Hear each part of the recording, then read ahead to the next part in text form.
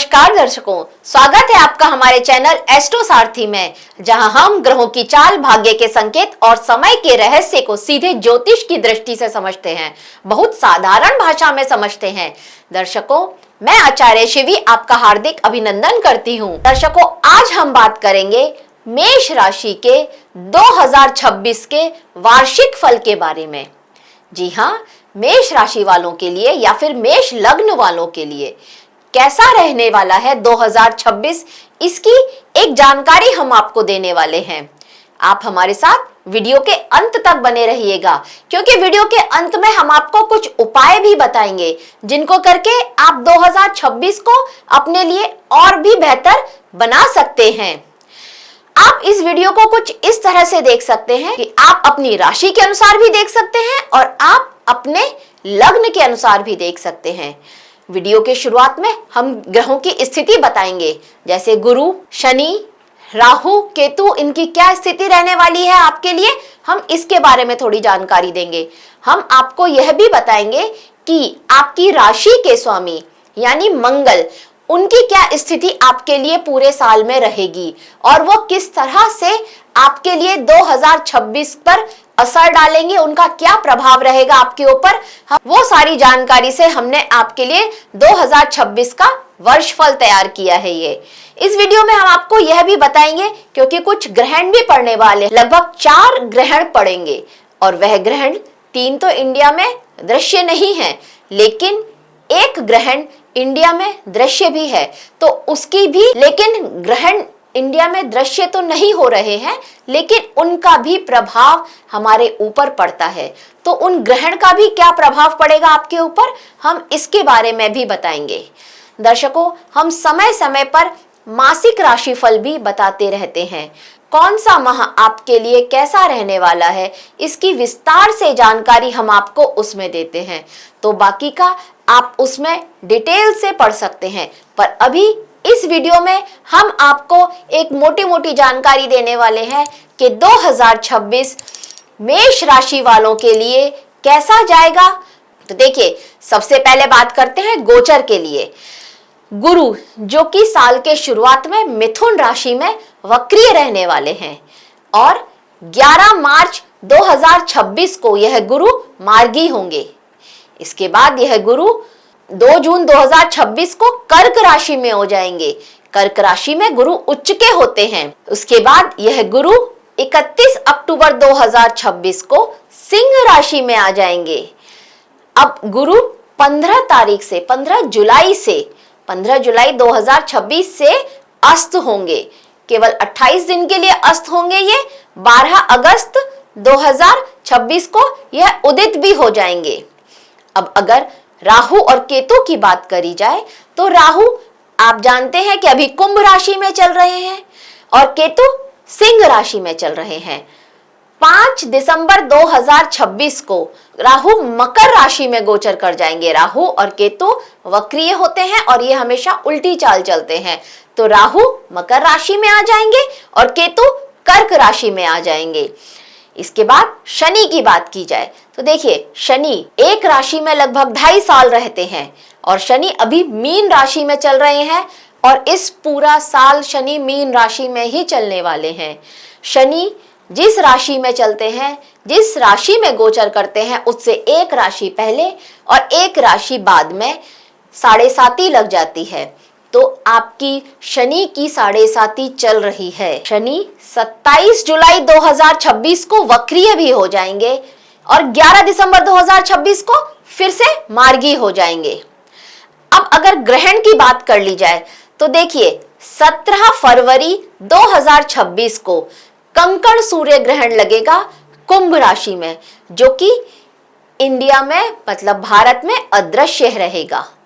इसके बाद 3 अगस्त 2026 को खग्रास चंद्र ग्रहण होगा और यह भारत में दृश्य भी होगा। यह सिंह राशि में लगेगा। और इसके बाद अगर बात करते हैं तीसरे ग्रहण की, तो 12 अगस्त को खग्रास सूर्य ग्रहण होगा कर्क राशि में और साल का अंतिम ग्रहण 28 अगस्त 2026 को खंडग्रास चंद्र ग्रहण होगा कुंभ राशि में। तो ये है ग्रहण की स्थिति। बाकी मंगल का क्या क्या हिसाब रहेगा वो हम आगे आपको राशिफल में बताते रहेंगे, तो हमारे साथ बने रहिए और अपना राशिफल जानिए कि 2026 आपके लिए कैसा रहने वाला है। देखिए मेष राशि के दर्शकों, बृहस्पति आपके लिए आपके भाग्य भाव के स्वामी होते हैं और बृहस्पति आपके लिए आपके विदेश भाव के स्वामी होते हैं, इसलिए बृहस्पति का गोचर बहुत जरूरी हो जाता है आपके लिए। भाग्य भाव के स्वामी हैं और यह बृहस्पति शुरुआत में रहने वाले हैं, जब ये मिथुन राशि में रहेंगे तब ये आपके तीसरे भाव में रहेंगे। भाई बहनों का भाव होता है, जो छोटे भाई बहनों का भाव होता है, हमारी मेहनत का भाव होता है, वहां पर रहेंगे। उसके बाद यह बृहस्पति जब ये कर्क राशि में आएंगे तो आपके चतुर्थ भाव में आ जाएंगे, मतलब उच्च के होकर के यह राशि में भी उच्च के होंगे और भाव में भी उच्च के होंगे बृहस्पति। इसके बाद यह बृहस्पति जब सिंह राशि में आएंगे तो आपके पांचवें भाव में आ जाएंगे। जब ये बृहस्पति सिंह राशि में आएंगे तब यहाँ पर केतु इनके साथ होंगे और राहु की दृष्टि तो इन पर रहेगी। तो तब लगभग 1 महीने के लिए, क्योंकि 5 दिसंबर से राहु गोचर करेंगे और मकर राशि में आ जाएंगे और केतु गोचर करके कर्क राशि में चले जाएंगे, तो तब लगभग 1 महीने के लिए गुरु चांडाल दोष भी बनेगा, गुरु केतु का एक योग भी बनेगा आपके लिए 5वें भाव में। शनि की अगर बात करी जाए तो शनि आपके लिए 12वें भाव में रहने वाले हैं और पूरे साल शनि की 7.5 चल रही होगी आप पर, इसलिए आपको मन में चिंता, पैसों की टेंशन, अनचाहे विचार, इस तरह की स्थिति आपकी बनी रहेगी। इस समय में गलत लोगों से दुश्मनी बनाने से आपको बचना होगा, मतलब हर किसी के साथ पंगा ना लें, ऐसी स्थिति आपकी रहने वाली है इस समय में। तो थोड़ा सोच समझ करके ही किसी के साथ बात कीजिएगा,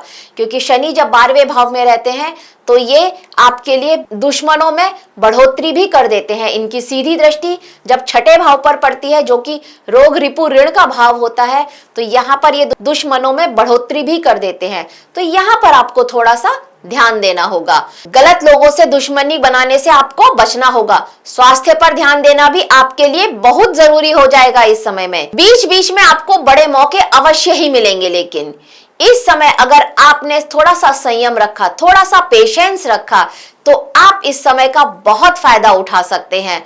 तो इसलिए संयमित रहना बहुत जरूरी है, थोड़ा सा धैर्य रखिए। और अब देखिए यह शनि की 7.5 जो आपके ऊपर चल रही है, इसमें आपको कुछ अच्छे अवसर भी मिलेंगे जिनका आप फायदा उठा सकते हैं।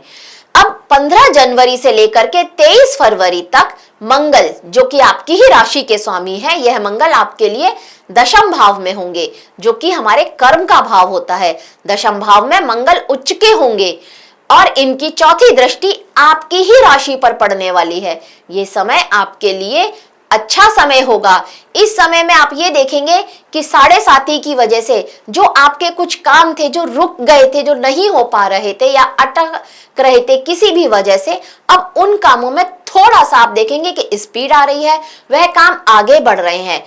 लेकिन क्योंकि मंगल की चौथी दृष्टि आपकी राशि पर ही होगी, तो यहाँ पर आपको जल्दबाजी से भी बचना होगा। जल्दबाजी में आप कुछ गलत निर्णय ले लें, इस तरह की स्थिति भी आपके लिए बना सकते हैं ये मंगल, तो थोड़ा सा यहाँ पर ध्यान देना होगा। वर्क प्लेस पर आप मेहनत कर रहे हैं और अच्छी मेहनत करेंगे और मेहनत का अच्छा फल भी आपको मिलेगा, ऐसी स्थिति यह मंगल आपके लिए लेकर के आ रहे हैं। सेहत में सुधार भी होगा और जोश तो आपका हाई रहने वाला है। इस समय में एनर्जेटिक रहेंगे, निर्णय लेने की क्षमता आपकी बहुत मजबूत रहने वाली है। लेकिन जैसे कि कहा है कि जल्दबाजी में निर्णय ना लें, थोड़ा सोच समझ के निर्णय लें। ये समय आपको हिम्मत भी देगा और आपकी नई शुरुआत भी हो सकती है इस समय में, तो ये समय आपके लिए श्रेष्ठ समय रहेगा। अब इसके बाद बात करते हैं 23 फरवरी से 2 अप्रैल की, और इस समय में मंगल आपके लिए आपके 11वें भाव में रहेंगे, यानी कि मंगल कुंभ राशि में आ जाएंगे और आपके 11वें भाव में रहेंगे। यहाँ पर राहु भी इनके साथ रहने वाले हैं, तो यहाँ पर एक अंगारक योग भी आपके लिए बन जाएगा। यहाँ आपके लिए जो आपने प्लानिंग करी थी, जो उसमें कुछ रुकावटें आप महसूस कर सकते हैं।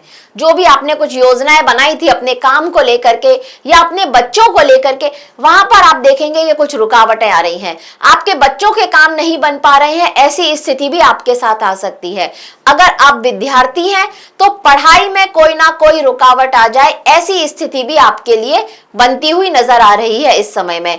किसी प्लान को आपने, कोई योजना था जो आपने सोचा था कि अब मैं शुरू करूंगा, पर कोई ना कोई रुकावट की वजह से आपको उसे टालना पड़ेगा, ऐसी स्थिति आ सकती है। मतलब लागू तो होगी पर कुछ समय लगेगा, थोड़ा देर होगी और उसके बाद वो लागू होगी, ऐसी स्थिति आपके लिए बनती हुई नजर आ रही है। धैर्य रखना होगा इस समय में और बिना जांचे कोई भी रिस्क ना लें। ये टाइम आपके लिए यह संदेश लेकर के आ रहा है। जब मंगल 14 अप्रैल को यहाँ से निकल जाएंगे तब आप वो सर्जरी कराइएगा तो आपके लिए श्रेष्ठ रहेगा। 14 अप्रैल से 14 मई तक मंगल उच्च के रहेंगे, यानी कि मेष राशि में आ जाएंगे। अब आपके लिए अचानक लाभ के योग बन रहे हैं। ये आपके लिए बहुत श्रेष्ठ समय है। राशि का स्वामी आपकी ही राशि में होगा और लग्न में होगा। बहुत श्रेष्ठ समय है आपके लिए यह। अचानक लाभ के योग बन रहे हैं, सम्मान में वृद्धि होती हुई दिख रही है, एनर्जी एकदम से हाई रहने वाली है आपकी, रुके हुए पैसे भी मिलने के संकेत दे रहा है यह समय। आत्मविश्वास आपका बहुत बढ़ने वाला है और आपके सारे काम जो अब तक पेंडिंग थे, साढ़े साती की वजह से नहीं हो पा रहे थे, वो सारे काम आपके तेजी से बढ़ने लगेंगे। और अगर आपको कोई और एक्स्ट्रा काम भी ऐसा है जो आपको करना है तो ये बहुत सही समय है। इस समय में आप अपने वो सारे काम निपटा लीजिए। प्रॉपर्टी से रिलेटेड आपका कोई काम है तो उस काम को भी अगर आप इस समय में निपटा लेंगे तो आपके लिए अत्यंत श्रेष्ठ रहेगा। कोई वाहन खरीदना चाहते थे तो वह काम भी आप इस समय में कर सकते हैं, वाहन खरीद सकते हैं, उसके योग भी बन रहे हैं और इस समय में वाहन खरीदेंगे तो अच्छा ही रहेगा आपके लिए। अब 14 अप्रैल से 14 मई तक सूर्य आपकी राशि में उच्च के रहने वाले हैं। अब सूर्य जब आपकी राशि में उच्च के होंगे, मतलब मेष राशि में सूर्य उच्च के होते हैं, तो सूर्य जब आपकी राशि में आएंगे तो यह समय आपके लिए अचानक से लाभ के योग बना रहा है। इस समय में आपके सम्मान में अति वृद्धि होने वाली है, मान सम्मान बढ़ेगा। रुके हुए काम जो थे आपके नहीं हो पा रहे थे, साढ़े साती की वजह से कामों में रुकावट आ रही थी, वो सारे काम आपके बनते हुए नजर आ रहे हैं। आपने किसी को पैसा दिया था, वो पैसा नहीं मिल पा रहा था, तो इस समय में वो पैसा भी आपका मिलने के संकेत दे रहा है। इस समय वैसे संकेत मिल रहे हैं कि वो पैसा भी आपके पास वापस आ सकता है। आत्मविश्वास आपका बहुत बढ़ने वाला है और काम सारे तेजी से पूरे होंगे ही होंगे। देखिए, जब इतनी सारी अच्छाइयां हैं तो एक आध बुराइयां आ भी जाती हैं। जब सूर्य आपकी ही राशि में रहेंगे और उच्च के होकर के रहेंगे, आत्मविश्वास तो बढ़ा रहे हैं, ये आत्मविश्वास तक रहेगा तब ठीक है। सूर्य जब राशि में आते हैं तो आत्मविश्वास के साथ साथ ये घमंड भी बढ़ा देते हैं, तो यहाँ पर थोड़ा घमंड और ईगो, इन सब से बचना होगा। अगर ऐसा नहीं हुआ तो यहाँ पर आपका आपके जीवन साथी के साथ रिश्ता खराब हो सकता है, ऐसी नौबत आ सकती है, तो यहाँ थोड़ा सा ध्यान देना चाहिए। आत्मविश्वास ठीक है पर घमंड और ईगो ये ठीक नहीं है, नहीं तो यहाँ ईगो क्लैशेस होते रहेंगे और लड़ाई झगड़ा भी होता रहेगा जीवन साथी के साथ में। आपकी संतान की तरफ से आपको कुछ अच्छी खबर मिले, इस समय में कोई बहुत अच्छी खुशखबरी मिले, संतान को किसी तरह का पुरस्कार मिले, प्राइज मिले, ऐसी स्थिति यहाँ पर बनती हुई नजर आ रही है। तो ये 14 अप्रैल से 14 मई का समय आपके लिए अच्छा समय है। अब इसके बाद बात करते हैं 11 मई से 20 जून के लिए। तो 11 मई से 20 जून तक मंगल आपकी ही राशि में, मेष राशि में रहेंगे। 11 मई से जब मंगल आपकी राशि में आ जाएंगे और 14 मई तक यहाँ पे सूर्य रहने वाले हैं, तो कुछ टाइम के लिए सूर्य और मंगल का, उच्च के सूर्य होंगे और मंगल यहाँ पर स्वराशि के होंगे, तो सूर्य मंगल का भी एक 3-4 दिन के लिए बनेगा पर एक बहुत मजबूत योग बनेगा। यह योग भी आपके लिए अत्यंत श्रेष्ठ रहने वाला है। यहाँ पर भी आपके लिए कुछ अच्छी खबरें आ सकती हैं, कुछ अच्छे आपके लिए, मतलब रुकी हुए काम जो आपके नहीं हो पा रहे थे वह काम भी होंगे, मान सम्मान भी बढ़ता हुआ नजर आएगा और एनर्जी भी आपकी अच्छी हाई होती हुई नजर आ रही है। लेकिन एक वही बात कि ईगो से बचना होगा। जब मंगल यहाँ पर आएंगे तो क्रोध से भी थोड़ा बचना होगा। ईगो और क्रोध को, घमंड को थोड़ा संभाल के रखिए। यहाँ पर इससे थोड़ा सा आप टैकल कर लीजिए, हैंडल कर लीजिए और फिर इस समय का एक अच्छा फायदा उठाइए। शानदार समय रहेगा जब मंगल यहाँ पर अपनी ही राशि में रहेंगे। सफलता के मौके तो मिलेंगे ही मिलेंगे। आपके उत्साह में अत्यधिक वृद्धि रहेगी। कुछ नई शुरुआत हो सकती है आपकी। एक कोई स्टार्टअप आप करना चाहते थे और नहीं कर पा रहे थे किसी भी वजह से, तो उसके भी योग यहाँ पर बनते हुए नजर आ रहे हैं आपके लिए। अचानक से आर्थिक लाभ आपको होता हुआ नजर आ रहा है।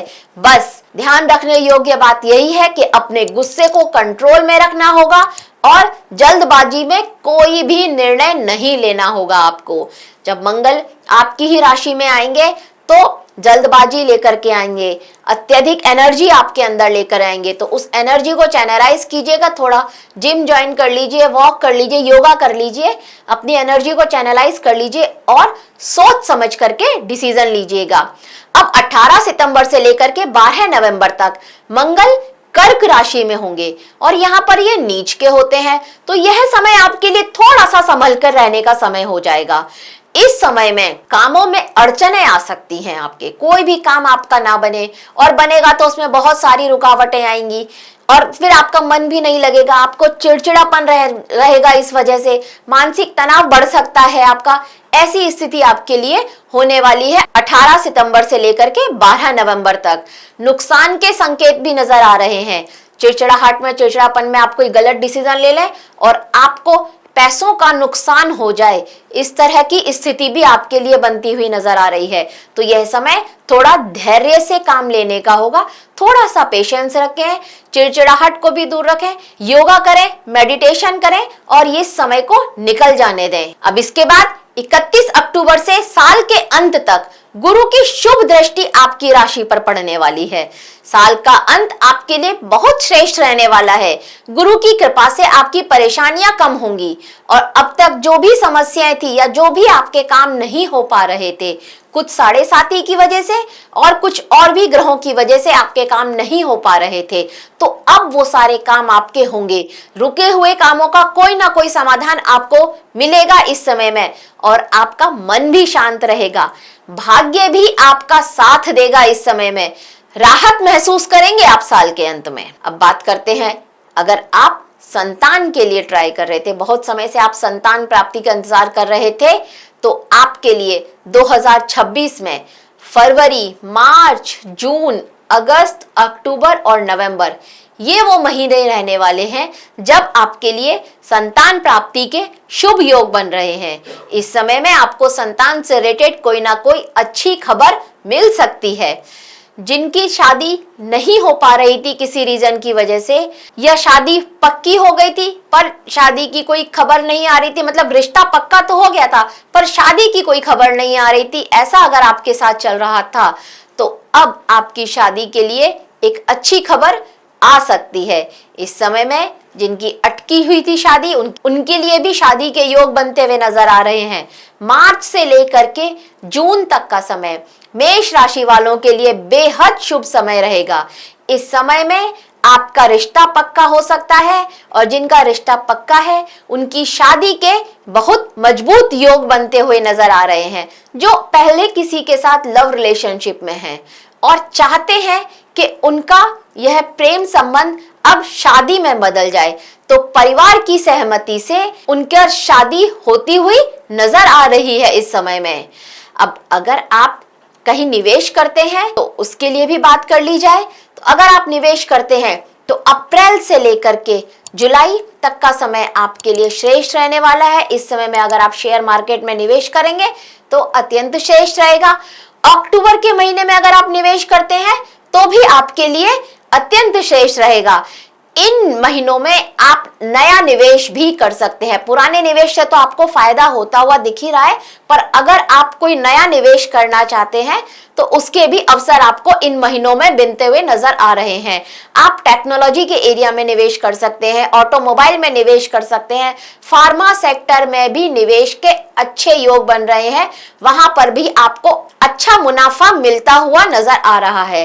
सावधानी आपको ये रखनी है कि आपको अगस्त के महीने में रिस्क नहीं लेना है, वहां पर आपको थोड़ा बचना चाहिए। तो मेष राशि के दर्शकों, शुरुआत में थोड़ा चुनौतीपूर्ण रहने वाला है 2026 आपके लिए।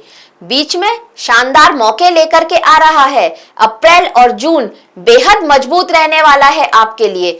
सितंबर से नवंबर तक थोड़ा सावधानी रखनी होगी आपको, और साल का अंत आपके लिए अत्यंत शुभ रहेगा। अंत भला तो सब भला। तो 2026 कुछ इस तरह का रहने वाला है आपके लिए। अब उपाय की बात कर लेते हैं।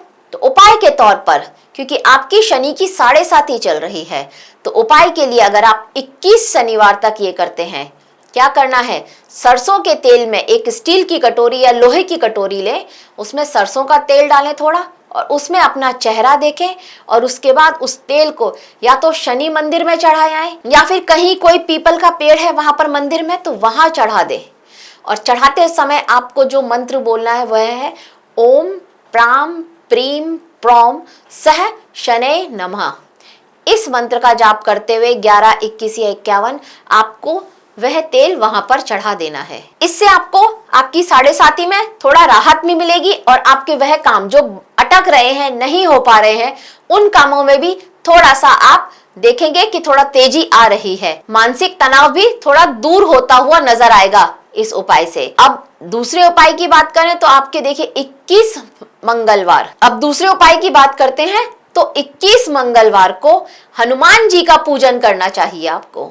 आप हनुमान चालीसा पढ़ें, हनुमान जी को सिंदूर, तेल, चमेली का तेल चढ़ाएं, प्रसाद बांटे, गुलदाना का, बूंदी का प्रसाद बांटे हनुमान जी को। ऐसा करने से आपके लिए आपके मंगल देव जो हैं उनकी अत्यंत श्रेष्ठ कृपा आपको मिलेगी। आपकी राशि के स्वामी भी है मंगल, वह आपके लिए बहुत अच्छे योग भी बनाएंगे, भाग्य भी मजबूत रहेगा आपका। अगर आप हल्दी का तिलक रोज लगाते हैं तो भी आपके लिए अत्यंत श्रेष्ठ रहेगा 2026। तो दर्शकों, ये था 2026 मेष राशि वालों के लिए कैसा रहेगा, उसकी एक छोटी सी जानकारी हमारी तरफ से। आशा करते हैं आपको हमारे द्वारा दी गई जानकारी अच्छी लगी होगी। अगर आपको हमारे द्वारा दी गई यह जानकारी अच्छी लगी हो तो हमारे वीडियो को लाइक करें, शेयर करें, और हमारे चैनल एस्ट्रो सारथी को सब्सक्राइब करें। धन्यवाद।